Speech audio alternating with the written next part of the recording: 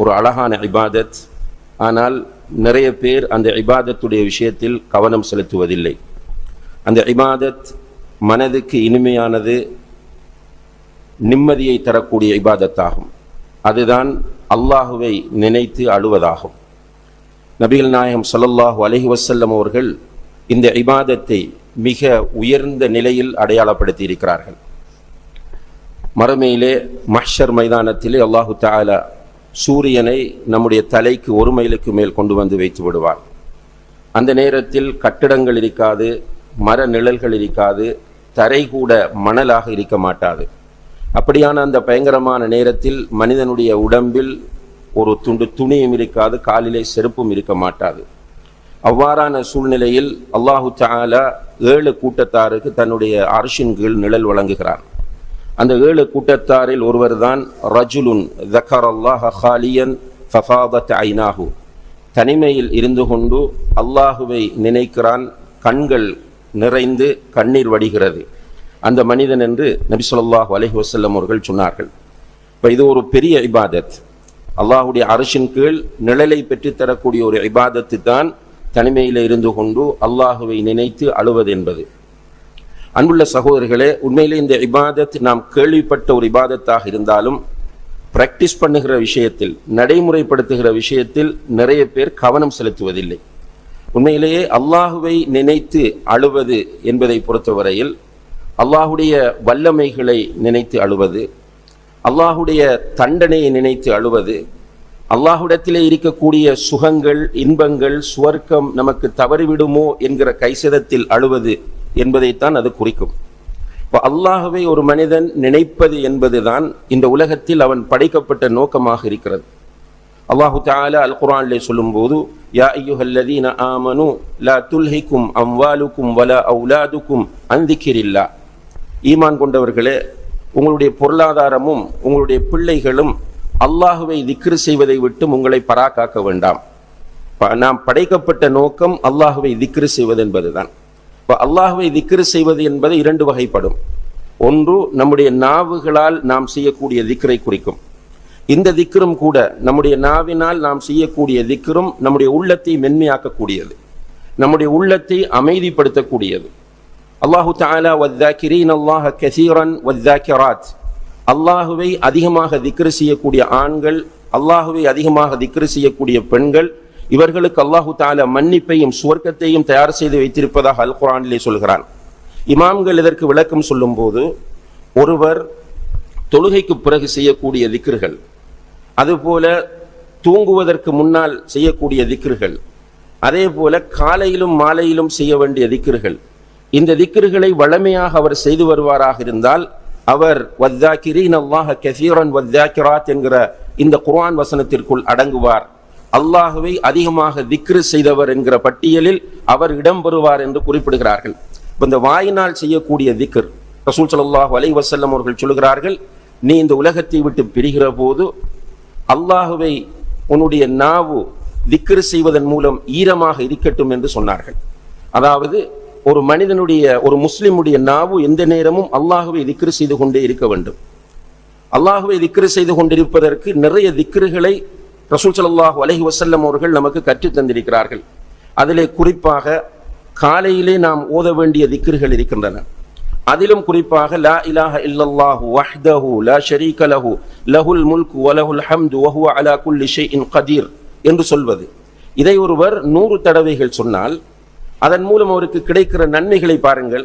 ரசூல் ஸல்லல்லாஹு அலைஹி வஸல்லம் அவர்கள் சொல்கிறார்கள், இவ்வாறு ஒருவர் காலையிலே ஃபஜ்ருக்கு பிறகு 100 தடவைகள் சொல்வாராக இருந்தால் அவர் 10 அடிமைகளை விடுதலை செய்த நன்மையை பெறுவார். இரண்டாவதாக அவருடைய 10 பாவங்கள் மன்னிக்கப்படுகின்றன. மூன்றாவதாக 10 அந்தஸ்துக்கள் உயர்த்தப்படுகின்றன. நான்காவதாக அன்றைய தினத்தில் ஷைத்தானிடமிருந்து அவருக்கு பூரண பாதுகாப்பு இருக்கும் என்று நபிகள் நாயகம் ஸல்லல்லாஹு அலைஹி வஸல்லம் அவர்கள் சொல்கிறார்கள். இதோடு சேர்த்து 5வது மிக முக்கியமானது என்னவென்றால், நாம் அல்லாஹுடைய தூதரின் சுன்னாவை ஹயாத்தாக்குகிறோம். இப்படியான சிறப்பு வாய்ந்த ஒரு திக்ர் தான் லா இலாஹ இல்லல்லாஹு வஹ்தஹு லா ஷரீக லஹு லஹுல் முல்கு வ லஹுல் ஹம்து வ ஹுவ அலா குல்லி ஷைஇன் கதீர் என்பது. ஆனால் தெரியும், இதை சொல்வதற்கு நீண்ட நேரம் தேவைப்பட போவதும் இல்லை, இதை புதிதாக பாடமாக்க வேண்டும் என்ற அவசியமும் கிடையாது. ஆனால் நடைமுறைப்படுத்துகிறவர்கள் எத்தனை பேர் என்று கேட்டால் மிக அரிதாக இருக்கும். இவ்வாறு காலையிலே ஓத வேண்டிய திக்ர்கள் நிறைய அல்லாஹுடைய தூதர் கற்றுத் தருகிறார்கள். மாலையில் ஓத வேண்டிய திக்ர்கள் என்று கற்றுத் தருகிறார்கள். தொழுகைக்கு பிறகு ஓத வேண்டிய திக்ர்கள் என்று கற்றுத் தருகிறார்கள். அதுபோல தூங்குவதற்கு முன்னால் ஓதுகிற திக்ர் என்று கற்றுத் தருகிறார்கள். தூக்கத்தில் இருந்து இடையிலே விழித்தெழுந்தால் ஓதுவதற்கு என்று கற்றுத் தருகிறார்கள். அதுபோல தூக்கத்தில் இருந்து எழும்புகிற போது ஓதுவதற்கு என்று திக்ருகளை கற்றுத் தருகிறார்கள். இவ்வாறு நம்முடைய நாவினால் சந்தர்ப்பங்களில் நாம் ஓத வேண்டிய திக்ருகள் இருக்கின்றன. இது அல்லாமல் பொதுவான சில திக்ருகள் இருக்கின்றன. உதாரணமாக லா ஹவுல வலா குவத்த இல்லா பில்லா, இது எல்லோருக்கும் தெரிந்த ஒரு திக்ர். இது வாங்கு சொல்லும் போது முஅத்தின் ஹய்யா அலஸ் ஸலா ஹய்யா அலல் ஃபலா என்று சொல்லும் போது நாம் லா ஹவுல வலா குவத்த இல்லா பில்லா சொல்லுகிறோம். இது ஒரு சந்தர்ப்பம். ஆனால் பொதுவாக ரசூல் ஸல்லல்லாஹு அலைஹி வஸல்லம் அவர்கள் இந்த லா ஹவுல வலா குவத்த இல்லா பில்லா என்கிற திக்ரை அதிகமாக சொல்லுங்கள் என்று சொன்னார்கள். அக்ஸிரு மின் கௌலி லா ஹவுல வலா குவத்த இல்லா பில்லா, லா ஹவுல வலா குவத்த இல்லா பில்லா என்பதை அதிகமாக சொல்லுங்கள். இப்ராஹிம் அலைஹிஸ்ஸலாம் அவர்கள் மிஅராஜ் போன நேரத்தில் ரசூல் ஸல்லல்லாஹு அலைஹி வஸல்லம் அவர்களுக்கு சொல்லி கொடுக்கிறார்கள். இந்த லா ஹவுல வலா குவத்த இல்லா பில்லா என்கிற திக்ரை உன்னுடைய சமுதாயத்திடம் போய் அறிமுகப்படுத்தி இதை அதிகமாக சொல்லுமாறு அவர்களுக்கு நீ சொல்லு. ஏனென்றால் இந்த திக்ருடைய சிறப்புகளை நாம் பார்க்கும்போது இது கன்சும் மின் குனூஸில் ஜன்னா, சுப்ஹானல்லாஹ், சுவர்க்கத்து பொக்கிஷங்களிலே இது ஒன்று. பாபும் மின் அபுவாபில் ஜன்னா, சுவர்க்கத்து வாசல்களில் இது ஒன்று.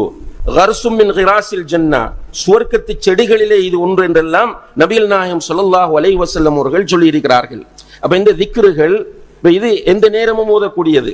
நாம் வீட்டில் இருக்கும் போது ஓதலாம், காரில் போகும்போது ஓதலாம், ரோட்டில் நிற்கும் போது ஓதலாம். லா ஹவுல வலா குவத்த இல்லா பில்லா என்பது அதிகமாக நம்ம பயன்படுத்த வேண்டிய ஒரு பொதுவான திக்ர். அதே போல ரசூல் ஸல்லல்லாஹு அலைஹி வஸல்லம் அவர்கள் சொல்கிறார்கள், கலிமத்தானி خفيفتان على اللسان ثقيلتان في الميزان حبيبتان الى الرحمن. இரண்டு வார்த்தைகள் இருக்கின்றன, ரஹ்மானுக்கு மிக விருப்பமானவை, நாவுக்கு மிக இலகுவானவை, நாளை மறுமையிலே மீசான் என்ற தராசை வெயிட் கூடியதாக மாற்றக்கூடியவை என்று சொல்லிவிட்டு சுப்ஹானல்லாஹி வ பிஹம்திஹி சுப்ஹானல்லாஹில் அஸீம்.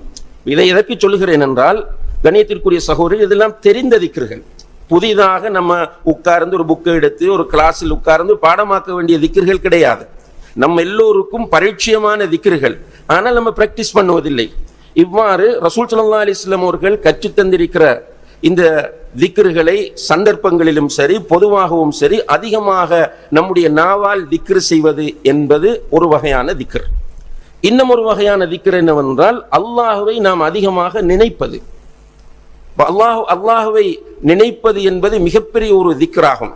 அல்லாஹுவை எப்படி நினைக்க வேண்டும் என்று கேட்டால், நம்முடைய ஒவ்வொரு சந்தர்ப்பத்திலும் அல்லாஹ் குர்ஆனிலே சொல்கிறான், யذ்குரூனல்லாஹ கியாமன் வ குஊதன் வ அலா ஜுனூபிஹிம்.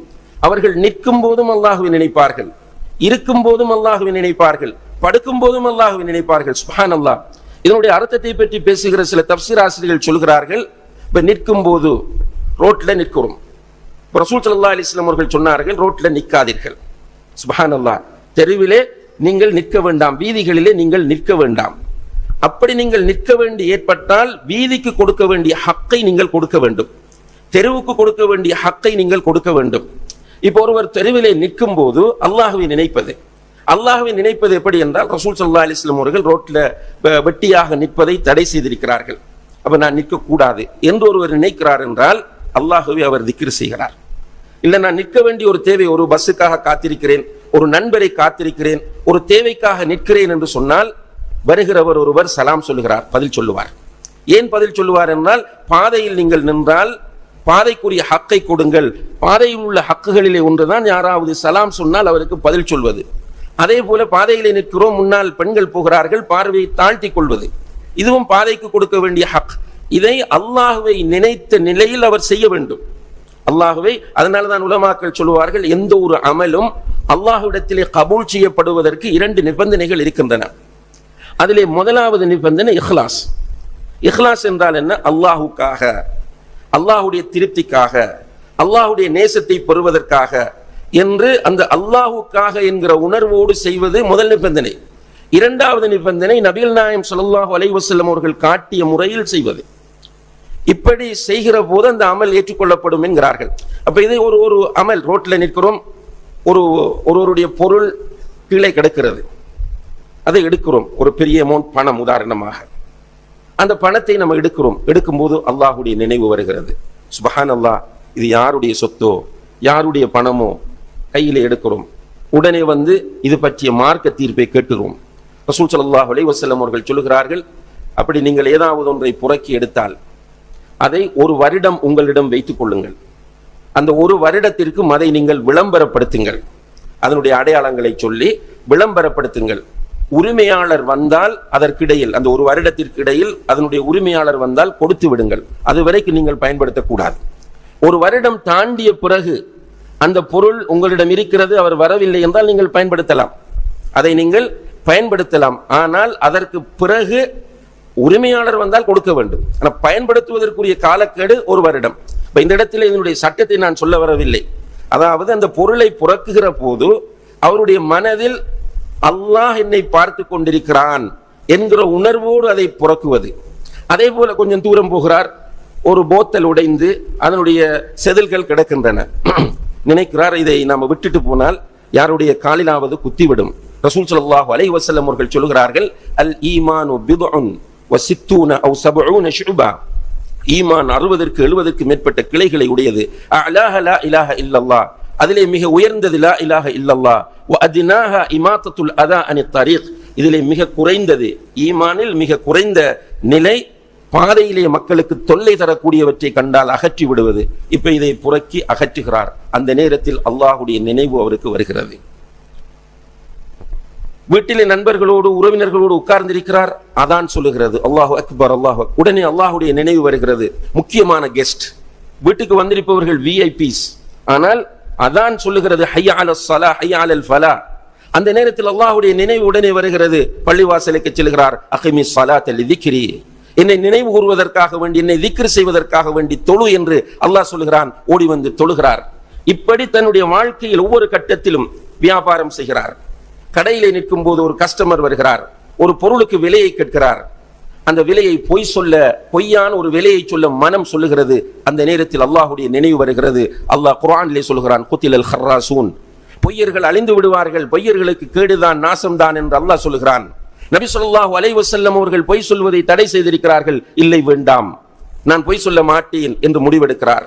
பதுக்க நினைக்கிறார். ஒரு பெரிய உணவுப் பொருள் வருகிறது, தட்டுப்பாடு வரப்போகிறது என்று தெரிகிறது. பதுக்க நினைக்கிறார். அல்லாஹுடைய நினைவு வருகிறது. உடனே அவர் பதுக்கலை கைவிடுகிறார். இப்படி அல்லாஹுவை திக்ர் செய்வது என்பது ஒரு முஃமினுடைய, ஒரு முஸ்லிமுடைய வாழ்க்கையில் எல்லா கட்டங்களிலும் இருக்க வேண்டும்.